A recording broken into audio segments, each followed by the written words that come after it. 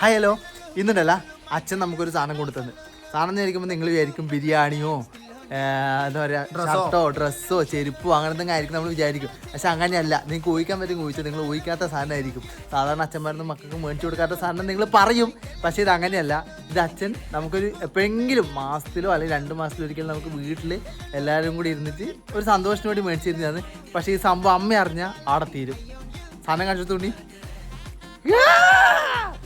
ബീറ് അമ്മ ഇത് കണ്ടു കഴിഞ്ഞാലല്ല ആടെയുണ്ട് ഇത് കണ്ടു കഴിഞ്ഞാൽ തീരുന്ന വിഷയമുള്ളൂ. നമുക്കറിയില്ല.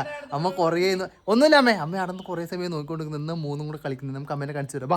വാടാ അത് ഒളിപ്പിക്കടാ. നീ കണ്ടിട്ടോണ്ട് അടുത്ത് ജാഥ വിളിച്ചത് കാരണമുണ്ടമ്മേ. അച്ഛൻ നമുക്ക് 3 ഒരു സാധനം കൊടുത്തിട്ടുണ്ട്. അത് പക്ഷെ അച്ഛൻ പറഞ്ഞു നിങ്ങളോട് ചോദിച്ചിട്ട് മാത്രമേ വീട്ടിനകത്ത് കയറ്റാൻ പാടുള്ളൂ. ബീഫ് അല്ല, വേറെ എന്തായിരിക്കും നിങ്ങൾ പറ.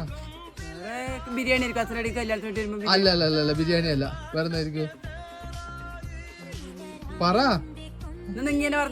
നിങ്ങൾ മനസ്സിലായിട്ടാ ഉണ്ണി കാണിക്കണ സാധന